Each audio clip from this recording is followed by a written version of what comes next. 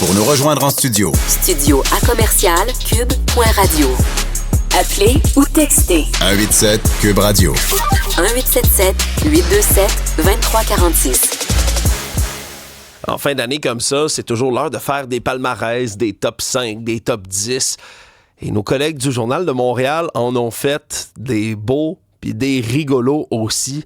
Un de ceux-là, c'est le palmarès des pires criminels de l'année 2024. Et c'est Antoine Lacroix, journaliste au Journal de Montréal, Journal de Québec, qui l'a fait. Salut Antoine. Bon matin.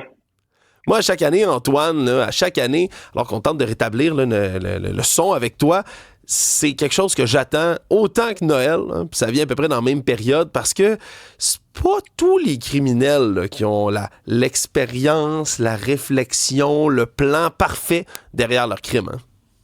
Non, vraiment pas. C'est ce que je me rends compte à chaque année en faisant ce palmarès-là, qu'il y a des criminels qui ont vraiment pas du tout pensé à leur plan avant de le mettre à exécution. Puis c'est un peu une façon là, rigolote de mettre ça de l'avant puis de faire des rappels à chaque année.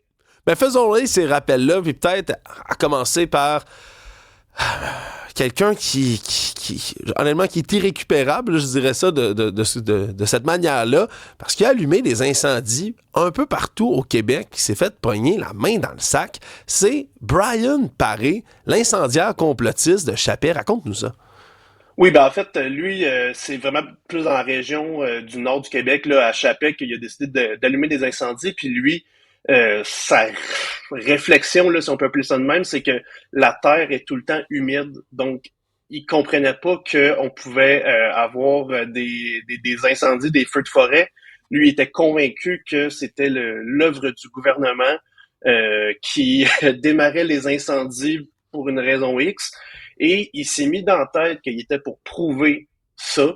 Et il s'est mis à allumer des incendies un peu partout. Puis il y en a un qui a été extrêmement majeur, qui a forcé l'évacuation complète de la ville de Chappé. Ce qui est quand même drôle, c'est que le juge relate un peu là, tout le processus, si on peut appeler scientifique derrière ça. Et il dit même après avoir allumé plusieurs incendies, il continue de le faire. Puis le juge utilise l'expression, là, c'est d'une stupidité consommée. Donc, c'est pas mal lui là, qui a remporté la palme là, cette année. Il a quand même écopé là, d'un 8 ans de prison. Là, fait qu'on on espère là, qu'il pourra aller réfléchir un peu puis refaire des cours de sciences derrière les barreaux. Là. Ouais, puis c'est un classique chez les gens qui croient aux théories du complot en plus, Antoine, ça. C'est pour ceux qui ont vu le documentaire sur Netflix Behind the Curve sur la Terre plate. Ça se termine, tout le long tu suis, entre autres, au travers de toutes sortes de complotistes, de personnages de cette communauté-là, un gars qui mène une très grosse expérience là, scientifique, processus rigoureux avec des lasers pour essayer de prouver que la Terre est plate puis qu'il n'y a pas de courbature. À la fin, il y a une courbature. Son expérience prouve que la Terre est ronde, puis lui, il se dit, non, il doit y avoir une erreur, on recommence l'année prochaine. C'est un peu la même affaire, là. On a quelqu'un qui allumait des feux. Hein? Comment ça brûle? On va aller refaire un autre. Puis en plus, qui se promenait avec un véhicule où il était écrit « Freedom » en gros collant partout dessus. Il n'a pas été super difficile à retrouver par les autorités, lui. Non, c'est ça. En plus, c'est que lui, il a son véhicule avec plein d'autocollants, le Super Truckers, là, comme on voit à l'écran, plein de drapeaux. Fait que rapidement, tu sais, les autorités ont réalisé dans la région de Chappé qu'il y avait des incendies qui étaient pas normales, que c'était pas l'origine de la foudre ou quoi que ce soit. Et les soupçons se sont tournés rapidement vers lui parce que là, les gens du secteur étaient comme... Il me semble que lui, il est là.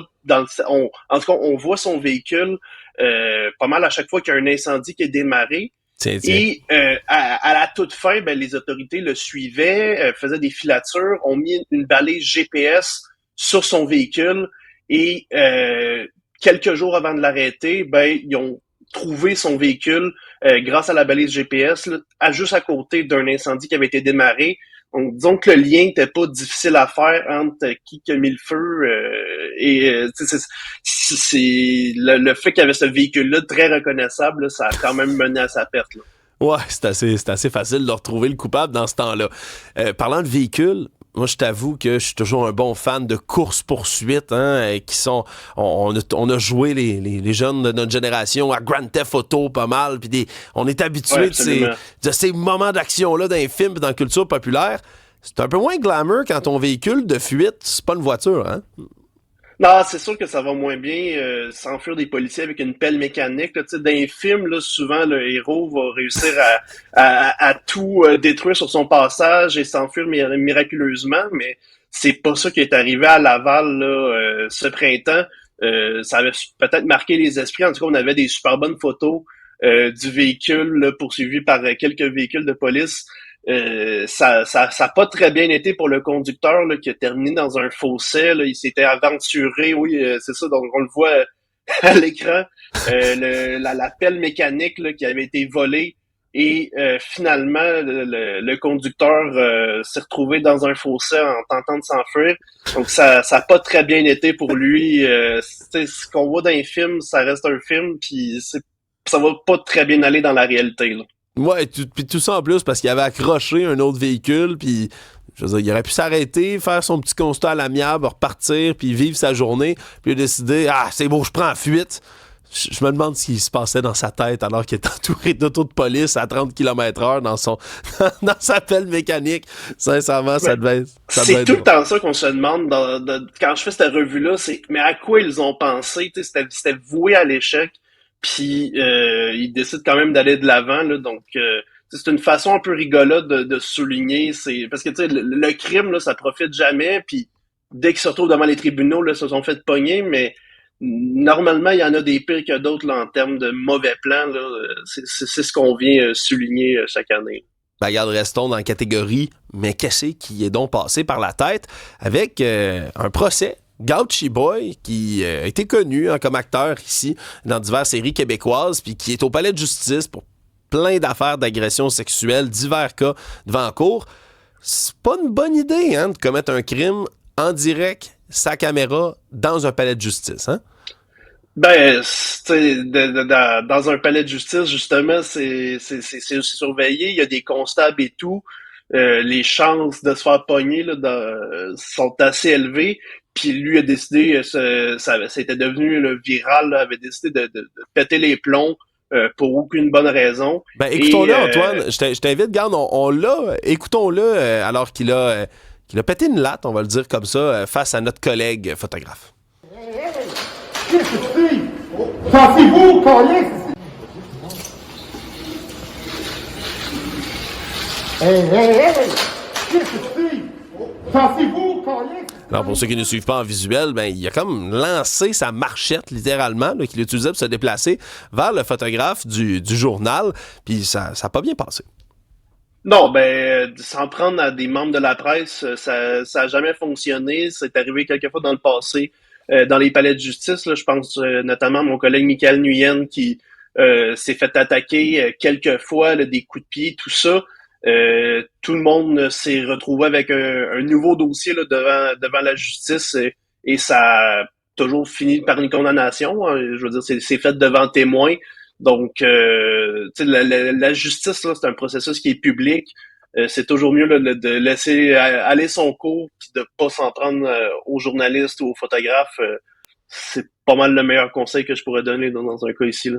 Ouais, puis peut-être un petit dernier pour la route, Antoine, parce que je t'avoue, celle-là m'a bien fait rire dans la catégorie des fraudes à l'assurance.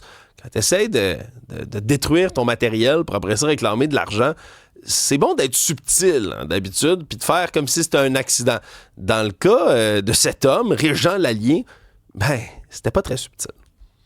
Non, c'est ça. Ben, tu sais, je veux dire, le but là n'est pas de donner la recette parfaite là pour des fraudes à l'assurance là. Bien sûr que non. Tu sais, puis justement le but de la revue non plus n'est pas de donner la recette pour le crime parfait. Mais dans le cas de Monsieur Lallier, c'est que la version qu'il a livrée là pour tenter d'expliquer le feu chez lui au juge, ça a pas très bien passé là. Le juge a carrément dit là, que ça faisait aucun sens. Donc, c'est que lui avait décidé d'aller à la salle de bain et avec lui, il avait amené une chandelle, des cigarettes et un briquet. Et là, fait ce qu'il a à faire, là, selon sa version, oublie la chandelle et décide d'aller faire des commissions, là, de s'absenter de chez lui pendant des heures et des heures à son retour, constate que il y a le feu, en fait, il y a de la fumée qui s'échappe de sa maison, et par malheur, il n'avait pas son téléphone cellulaire. Ah. Au lieu d'aller chez son voisin pour appeler les pompiers, il a décidé que lui partait là, vers un dépanneur. Sauf que sur sa route, il est passé devant 2 dépanneurs avant de s'arrêter au 3e. Et là, c'est au 3e qu'il appelle les pompiers, mais avec tout le temps qui s'est écoulé, mettons que ça a donné le temps de faire pas mal de dégâts. Et lui réclamait là, 700 000 $ à ses assureurs, les a poursuivis parce que les autres refusaient de payer la somme. Et s'est fait débouter là, parce que sa version là, pour tenter d'expliquer l'incendie là, ne fonctionnait pas aux yeux du juge. Ouais, c'est sûr que c'est pas très crédible quand tu prends tout ton temps avant d'aller là, appeler les pompiers quand ta demeure à brûle. C'est pas le genre de comportement que qui que ce soit a normalement. Antoine Lacroix, il y a bien d'autres cas que tu racontes dans les pages du Journal de Montréal. Sincèrement, je vous invite à la maison à aller lire ce dossier-là parce que c'est à la fois troublant et très, très drôle de voir à quel point il y a des esprits criminels qui sont pas super futés ici au Québec. Antoine Lacroix, un gros merci, mon cher, d'avoir été là. Ben, merci de l'invitation. Salut.